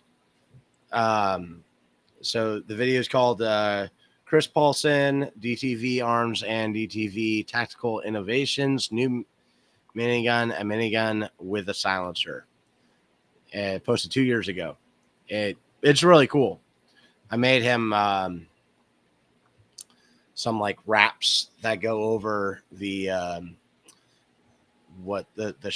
the shoe, I think it's called, that the rounds feed through. I made the covers for their 338 Norma Magnum, I think it was. I don't know, something like that. Some crazy big round, doing it for SOCOM and stuff. No, it's his own design. It's based off the 7.62 minigun. So yeah, I think the 134, if I remember correctly. But like he redesigned it. It's really cool. Check out that video if you want to nerd out on some gun stuff. All right, so Benjamin got to shoot a M240L that was suppressed, and I think that was the first time that he was like, this shit's really cool." Yeah, 240 is my favorite machine gun. Like if I were putting a gun on a vehicle, of course a minigun is cooler, but like practically wise, I would want a 240 because you can take it off and use it also. Dude, you ain't ever seen Predator? You can take a fucking minigun and let me see you take the ammo with you. Even like fucking you gotta have a backpack cal of never-ending ammo. That's all. 50 cal linked is retarded heavy. And you don't get that much. That's like we had 50s in Yemen, but I was almost like, it kind of makes more. I think it makes more sense to just have 240s on everything, especially Yemen, because it's like it would have been, like sure you could stop vehicles better with it, but like trying to actually aim 50 cal iron sights, where at least the 240s had machine gun day optics, basically a cogs for machine guns. And you could pick it up and move it, and you don't have to time the fucking barrel with a tool, Like 50 cal, sure they can do more damage, like not like they ever gave us miniguns, but like a 240 is just a super practical, fucking great machine gun, runs really well. But fucking thing's been around for like 100 years. Yeah. But one thing, when I was in Afghanistan, I picked up a PKM for my first time. I was like, what are we doing? This is half the weight. I'm like, why don't we just make that and not have the only thing I don't like about PKM is like, if you like hold it like that and there's a round chamber, the round can fall out. If I remember correctly, I've never shot one, but like, that's the only thing I didn't like about it. And the belt doesn't disintegrate. It doesn't break apart as you shoot. But it's fucking way lighter.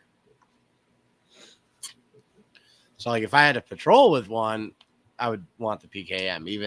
You should have one for the patrolling class that you're doing in a week and a half. That would be nice.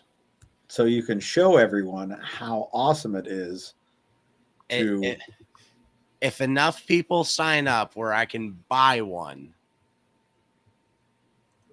and still make money off the class, I'll do that. We should. Well, hopefully enough people sign up that you can compare the PKM to a 240. Yes. Like my wife doesn't prevent me from buying guns, but if I did buy a 240 and not make any money off the class, I think I would feel like an asshole. Actually, I have a buddy I was in the Marine Corps with. His brother, I think he lost his legs, and but he got badass money for losing his legs, and he bought a 240 Golf at a gun show, and his wife got home and found out about it, and she was pissed, but he was like, "No, look at it." I'm like, he's not wrong, you know.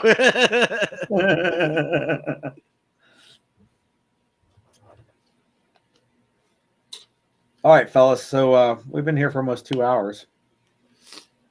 Yeah, this is way past your bedtime. Yeah, but I was waiting at 7. I've been here longer. You didn't even have the link at 7. Yeah, that's your fault. You're supposed to post I it sent you the again link so at I see 12:30. 12:30 it said. Yeah, but then I didn't see it, and I sent you like 2 other things, and I didn't. Now it's your fault.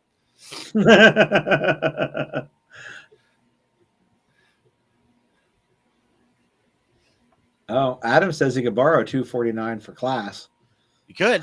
It's not Well, really 249, but hey, those are. It's still cool. it's a semi version, not the full auto version. That's the only gun that I absolutely on demand could move my finger faster than the gun could fire. I know, right? A saw? Yeah, the semi-auto saw cycles like whatever they did to make it semi-auto only does not make the trigger snappy. It's like I had to wait for it so I could press it again. Huh. Did they At least the only one that I ever shot. So I've only shot an FRT yet for a 249. What's that?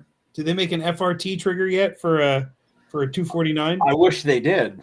That would be cool.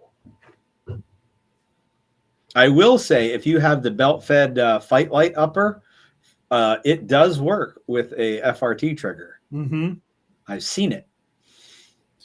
So, is the patrolling class an overnight thing? No, but there is a low light patrol. The main purpose of it is to show you how fucking hard it is to move at night, and all the shit that you learn in the day. You have to super really hard apply once it gets dark. And the patrolling class has free lodging. Yeah, well, you can camp on site. The building's not ready. Oh, it's not done yet. He showed me a picture of it. I figured it had to be just about ready to go. Yeah, you can camp on site though. That he's totally cool with that. But yeah, it's a 2-day class. There's classroom stuff. It's kind of like we'll do some classroom stuff, immediately go out and do that stuff. Then we'll come back to do a little bit of classroom, go out and do that stuff, and kind of like that's like the compound learning, the way it works in there. And of course, each time we go out on patrol after, you want to keep doing all the stuff you're doing. Good luck to the night patrol leader. Well, so let me ask you this, Andrew. Everything's fucking hard in that for the night patrol, and light NDs are especially hard.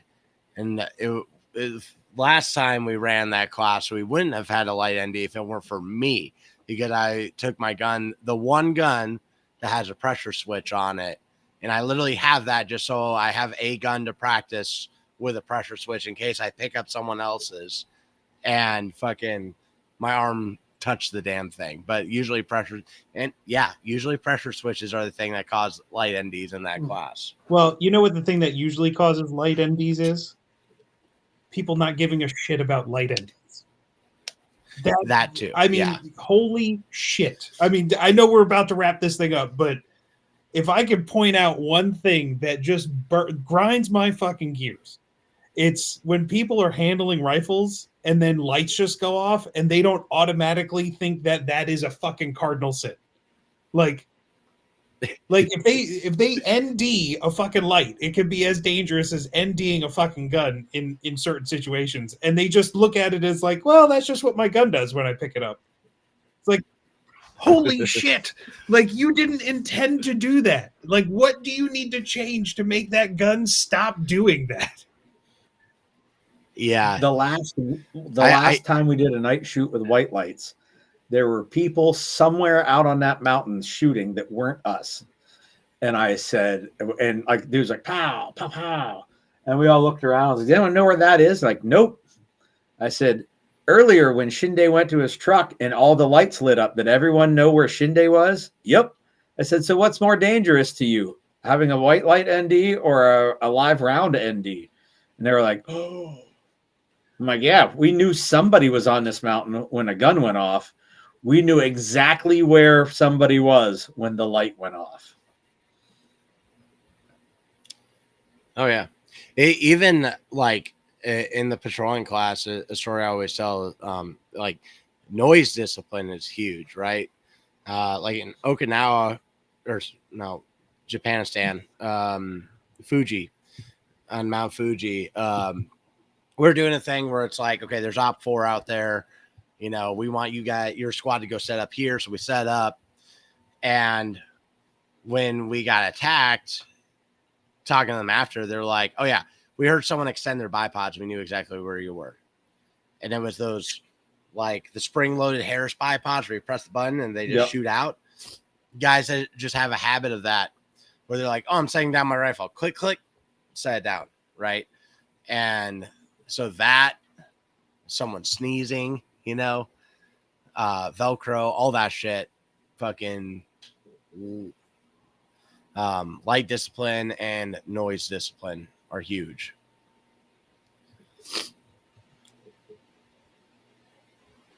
And also, like, motion. Like, someone could, you know, you might be patrolling at night. Someone could literally shine a flashlight towards you.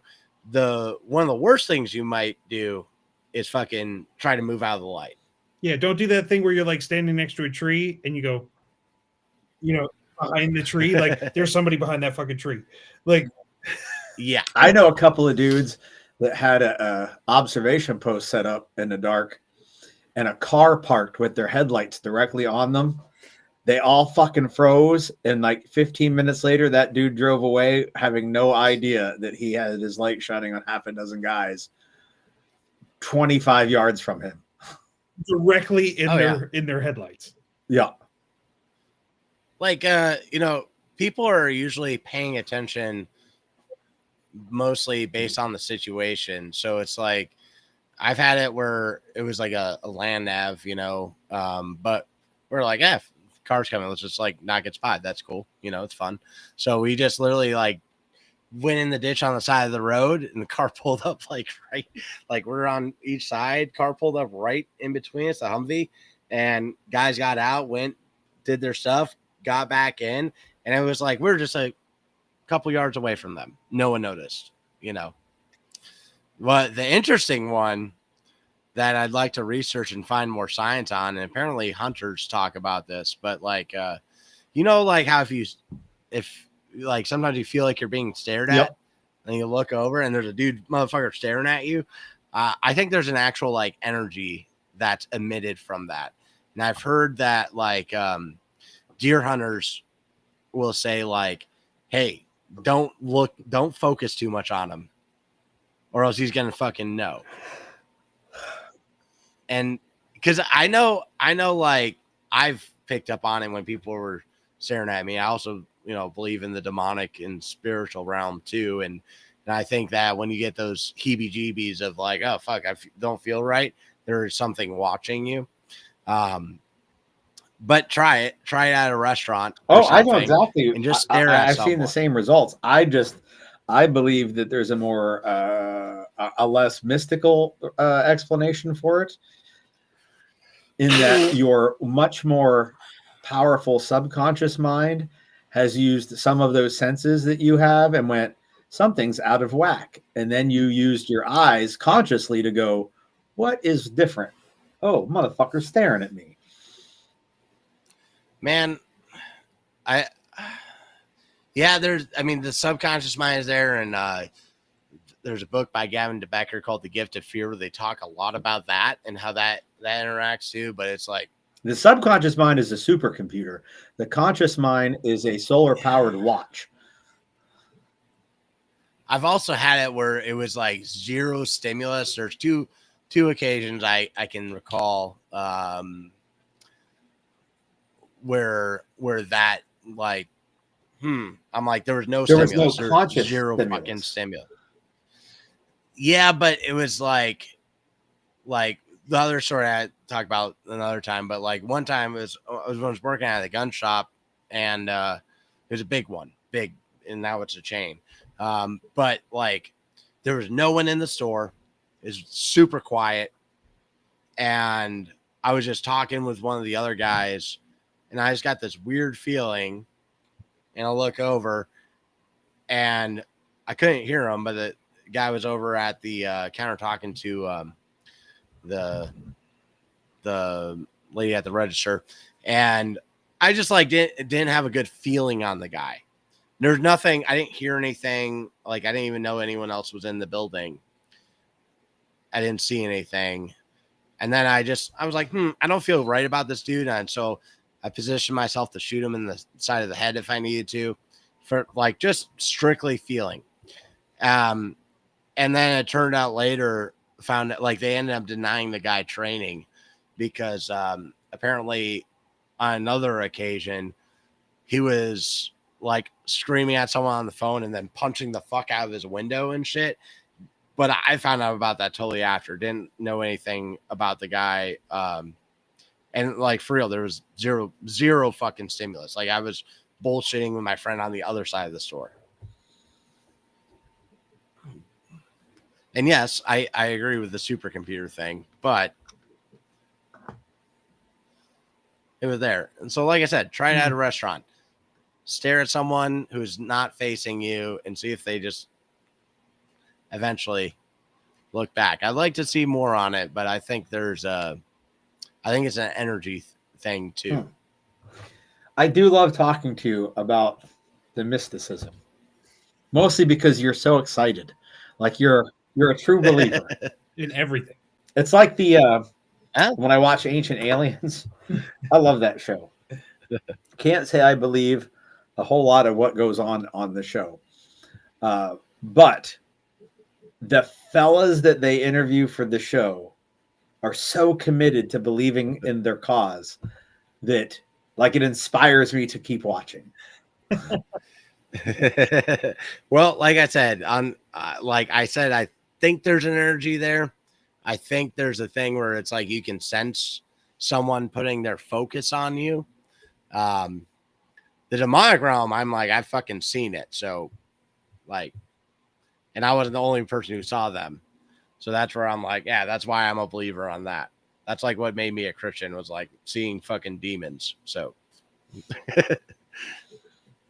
you hear that, Tom? He's peeked into the warp.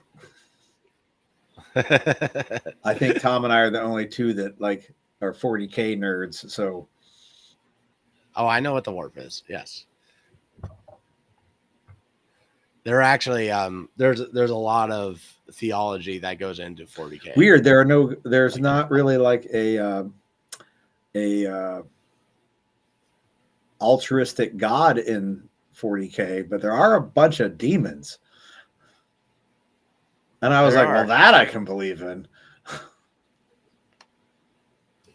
All bad guys, no good guys. I'm like, that's the ticket.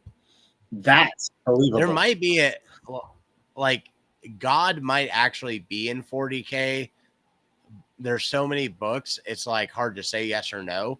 The Emperor is their main jam, like Tom said, but oh, it's Rich Albie a 40K nerd? What the fuck?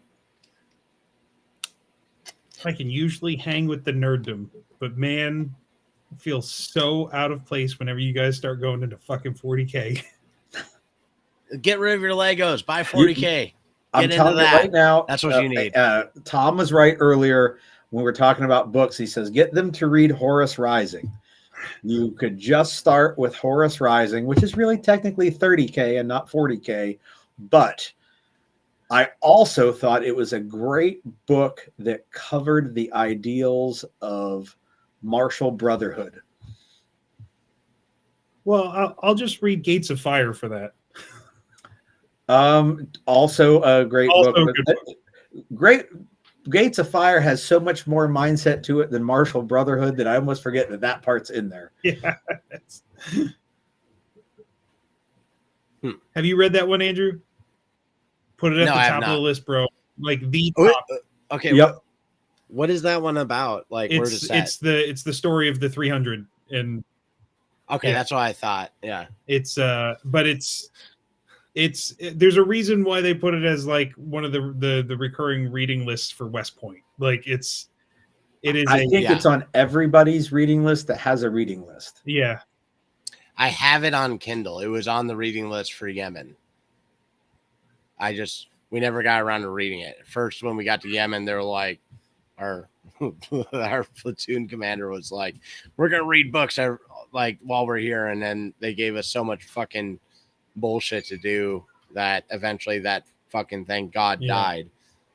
Plus, they took away electronics from us. And I was like, okay, so how do you want me to read these since I bought everything on Kindle? I will say, if you want to listen They're to like, it, well, you can use a Kindle. I'm like, I don't own a Kindle. I own a laptop. I did the audiobook. Because why would I buy if a you second leave one? Bloomsburg, PA in the morning and drive to Camden, Tennessee, you can listen to the entire audiobook in one drive. Of Gates of Fire? All right, I'll download that. Is it like a good voice though? Because there's some books that I've tried listening to the Audible version. I'm like, I fucking hate this voice so much that I can't listen to it. That one's good. Yeah, obviously, I don't recall it being bad. I own it on Audible, Kindle, and paperback. So it's not. It's not. It's totally the opposite side of the spectrum from trying to listen to like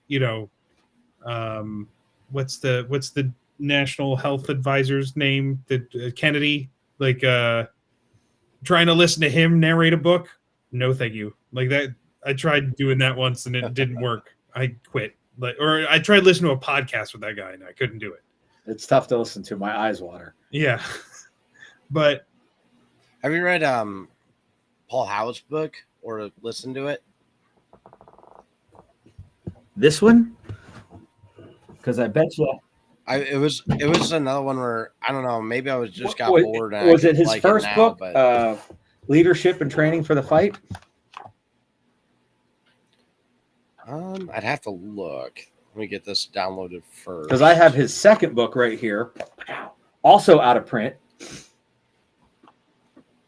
And it is fan-fucking-tastic, by the way. Okay. For instance, Violence of Mind and Beyond OODA Loop are also on Audible, and they're read by Varg Freeborn, the guy who wrote them. Like, especially like, okay, guys who like Sonny will love those books. Guys who have not trained with Sonny yet, like, it's like kind of a great introduction to a similar way of thinking.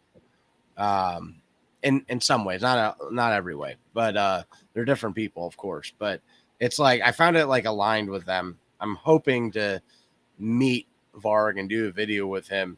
He actually used to teach at the gym that I teach Gunfight Club at.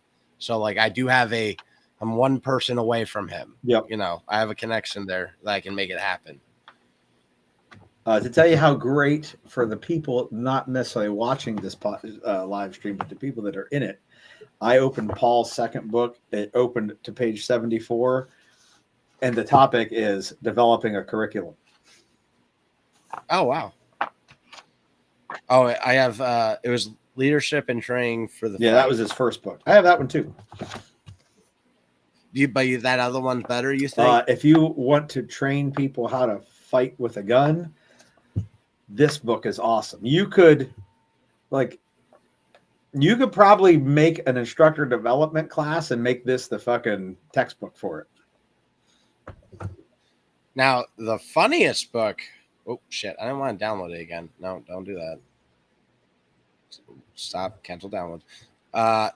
We Few by Nick Brockhausen. Yep. It's about Mac v. Sog in Vietnam, but it is the funniest book I have ever read / listened to. Like, in the very beginning, he's trashing on one of the other soldiers for being Irish. And he he referred to like that pile of mashed potato, that pile of mushed potatoes between his ears. He calls a brain, like shit like that through the whole thing. It was hilarious. What's it called again? We Few by Nick Brockhausen. Brokhaeusen.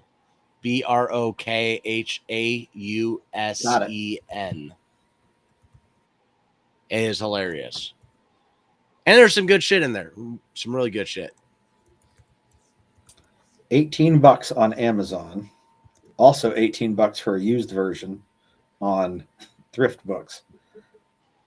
Or 1 credit on Kindle. I don't got 6 years to listen to it, so. Oh wait, on Kindle. Kindle doesn't have credits. Or fucking Audible. Audible. Yeah, my Kindle, the one you can listen to. Yeah, I can't get through any books on Audible. You could speed it up. I know, but I can't hear at 800 words a minute. I can hear at like 180.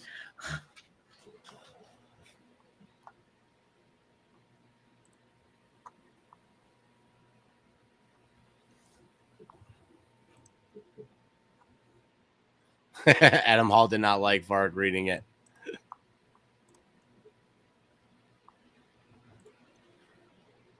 I liked it. I thought it was good.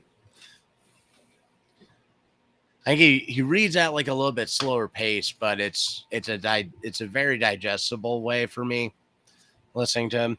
There's some books that I thought like I can't fucking listen to this guy talk, and that was like it was more business type ones like I think Laws of Success and Think and Grow Rich, Napoleon Hill books, which are really good. Can't say I even heard of them. And if you want to get into more of the weird stuff that I'm into, like Think and Grow Rich, that one, How to Win Friends and Influence People, they're like ones that like most business guys will recommend. And there's really good lessons in there. Think and Grow Rich has a lot on manifestation, which you've heard me talk about, I'm sure. Yes.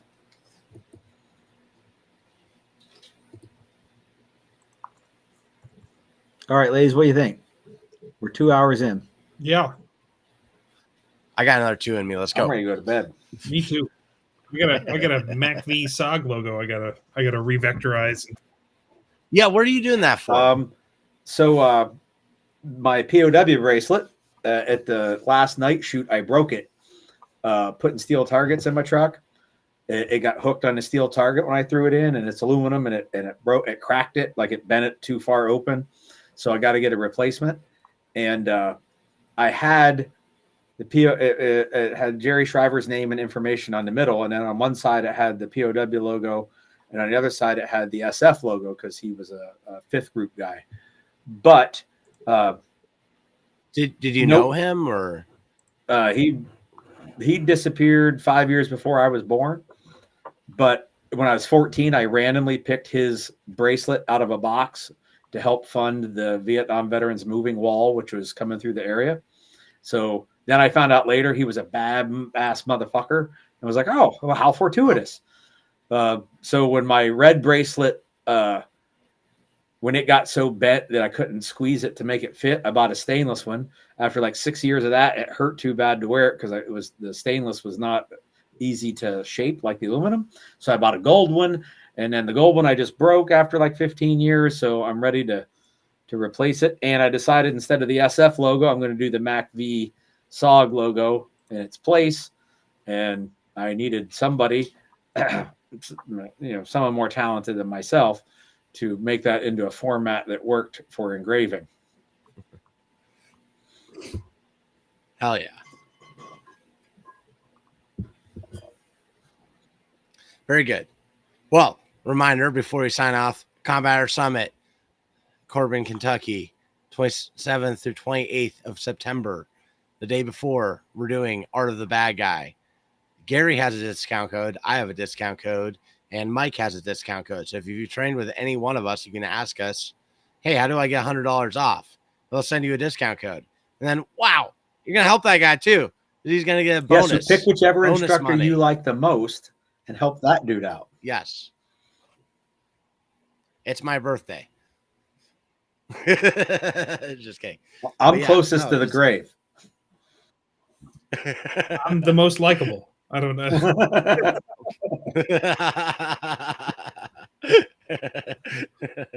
But yeah, sign up. These guys will be there. Y'all got questions? Let me know. Awesome. Well, you all take it easy.